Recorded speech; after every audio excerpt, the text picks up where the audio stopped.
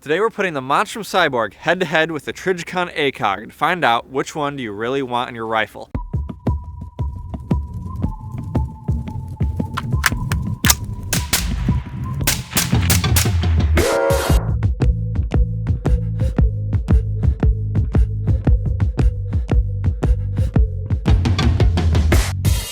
Before we get into the video, I just want to mention I don't have a ton of experience with prism style optics, so I'm excited to dig in. The Monstrum Cyborg here is a tactical styled optic. It's a fixed 4-power scope and a 30mm objective. This is mainly used for close range shooting, but it also does have a BDC Reticle for further shots. This is the Trijicon ACOG. If you've spent any time in the military or played Call of Duty, you've probably heard of this scope. It compares very similarly to the Cyborg. It's a 4-power fixed scope, except it has a 32mm objective. And the biggest difference here is this reticle is powered by tritium and fiber optic. All right, so the first category is size and weight. The Monstrum Cyborg is coming in at right around 4 inches and 12 ounces with the battery installed, and the ACOG is right at 6 inches and 15 ounces. So as you can see here, the Cyborg is quite a bit shorter than the ACOG and a little bit lighter. You know, not a ton of difference there, only 3 ounces, but it is lighter. So for this category, we're giving the win to the Cyborg. So the next category is eye relief and the eyebox. So the eye relief on the Monstrum Cyborg is going to be between 4.5 and 5 inches because it has an adjustable eyepiece here. So that means it's going to give you a little bit of forgiveness depending on where your cheek weld is on the rifle. So depending if you're running an adjustable stock or not, as well as just the differences in people and how tall you are and where you are going to just naturally put your cheek on the stock of the rifle. So when moving forward and backwards, you have a little bit of room before you run into the black wall of the eye box. So it's very easy to get on target and to find the crosshair and to have as clear of a sight picture as possible when looking through the scope because of the forgiveness that comes with this adjustable eyepiece. So you can get it exactly to where you need it. So now let's mount the ACOG and talk about the specs on that. So the eye relief on the ACOG is quite a bit smaller than the Cyborg. This is 1.5 inches from your eyeball to your eyepiece, and this is a fixed eyepiece. It's not adjustable at all. It's set how it is, and that's how it will always be. So you got to get up tight and close on this scope to have a clear sight picture, which has its pros and cons. It's going to depend on how experienced of a shooter you are. I feel like, more newbie type shooters tend to want their face further away from the scope. So if you're new and you're shooting this, it's going to be a little bit of a learning curve to get your face up tight to that eyepiece. So that's kind of a drawback, I would say, to some shooters because it's a little bit less natural than the Cyborg there, where you have about 4.5 to 5 inches away.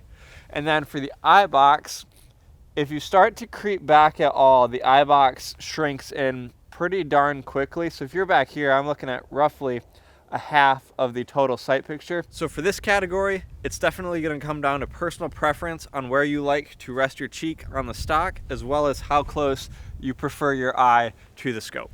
All right, so that was, looking through these scopes on a tripod where it's very easy to get your eye lined up exactly to where it needs to be. But now let's get some actual shots downrange, freehand, and then I'll give you my thoughts on the eye relief from both of these scopes.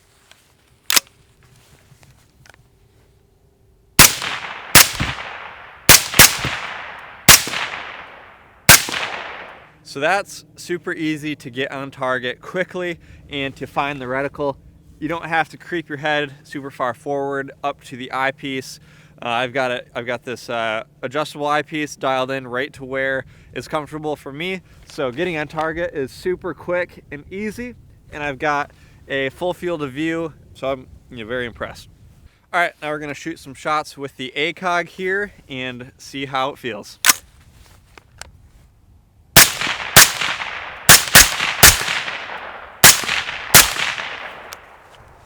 All right, yeah, so you gotta push your head up a little bit further to get on target with this and to have a full field of view.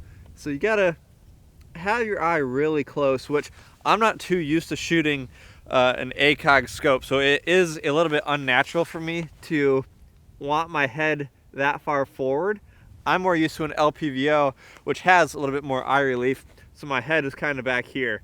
And when I put my head here, the eyebox does shrink down quite a bit, so it's definitely something you'd have to get used to when shooting the ACOG. Now let's talk about sight picture clarity and illumination. The big difference between these scopes is how the reticle gets illuminated. On the Monstrum Cyborg Prism Scope here, it is battery powered. So there's a battery under this cover right here, and it's got a red and green illuminated reticle that is adjustable by 10 different brightness levels by this plus and minus button. So depending on the lighting conditions outside or indoors, you can fine tune the brightness with these two buttons here to have a perfect amount of light on your reticle when shooting. The Cyborg also has a 2-hour auto off and a shake awake feature. So your scope is always going to be at the ready without the worry of your battery dying. The ACOG here does not have any batteries at all, but still does have an illuminated reticle. There is a fiber optic on the top of your scope here and tritium as well. So whether it's daytime or nighttime, you still have an illuminated reticle. While it is nice to not have to worry about batteries in the ACOG, it does have a few drawbacks. The brightness is going to be completely reliant on the environment that you're in. Without an illuminated reticle, you can't adjust the brightness to be brighter or dimmer. So in a low light scenario, you don't have the ability to make it brighter if it needs to be. So the second half of this category is clarity, and that's edge-to-edge clarity in the whole scope and the clarity of the reticle itself, and that's where I'll give the ACOG the slight edge here.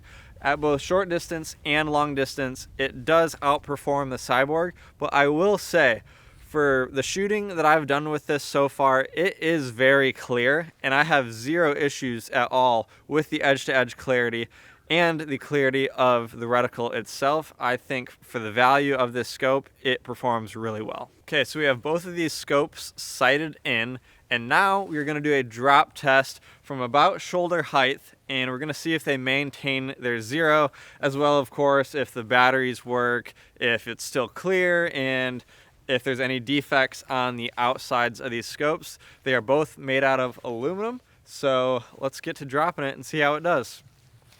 All right, so that was the drop test. Dropped it from about shoulder height. Now we're gonna get this mounted back up and see if it held its zero. I had it sighted in really well, shooting good groups with it. So now we're gonna mount it back up here, and we're gonna take a handful of shots downrange and see if it's still sighted in.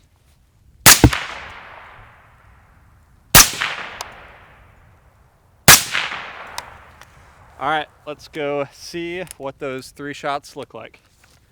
Well, I would say it held its zero. There's 3 shots within an inch, so I will take that. Looks like the drop test did just fine.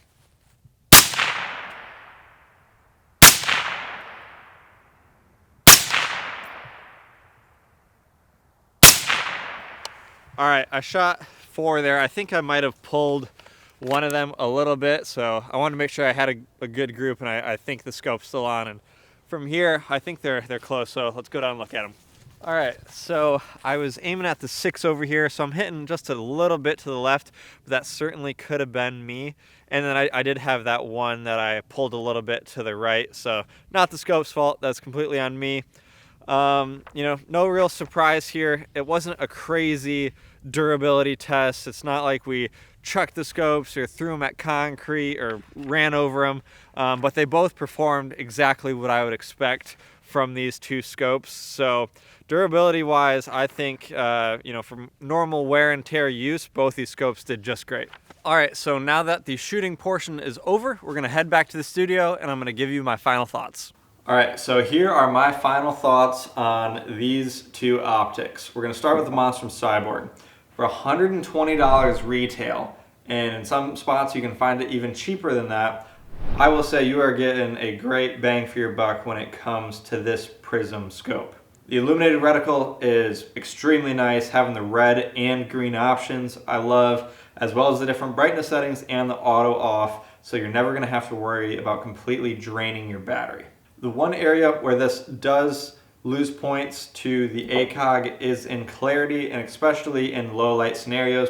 Here in my studio with all the lights off, the Cyborg does not perform near as good as the ACOG, but that is to be expected considering that this scope is 1/10 of the cost as the ACOG, and it's still definitely usable. It's not like it gets dark out and the scope is completely useless. It's by no means that. It is still able to be shot accurately, and being able to power the illuminated reticle all the way down in low light scenarios allows you to not lose sight of what you're looking at because of the reticle being too bright. So overall, I'm a big fan of this sight. I'm definitely going to keep it on one of my rifles, and I'm going to have zero issues trusting this scope in the future. The Trijicon ACOG is an incredible scope, and I've been very pleased to test this out and to shoot this quite a bit. It's built very tough, and I'd have no doubt that if we put this in an extreme torture test, it would come out completely unscathed and perform just as good as when it was brand new. And that's not really a big surprise considering this has been used in the military almost as long as I've been alive. And the other big thing on this is the clarity. It is extremely clear edge to edge in bright light and in low light. Here in my studio with the lights off, it gets pretty dark, and I was very surprised with how well I could still see through this. And the tritium kept the reticle nice and bright as well. So it's super cool how this can be so versatile no matter the lighting conditions and without any batteries. So this is a real fail-safe optic, and I'm excited to keep shooting it and get a little bit more comfortable with it. The one little downfall is the eye relief. You got to get really up close to it, so that's something to kind of figure out and to adapt to. I'm not too used to that, so it's definitely a little bit different. But for the price, I would sure hope that this is built as good as it is. It retails for $1,698, which is well over 10 times the cost of this Cyborg here. So if you're a newer shooter or you're looking for maybe a handful of scopes to put on different rifles, I'd have no problem picking up this Cyborg here because of how cheap it is. And that'd allow me to spend more money on training, or more money on ammo, and get really, really comfortable with the setups that I have, rather than spending all of my money on one scope.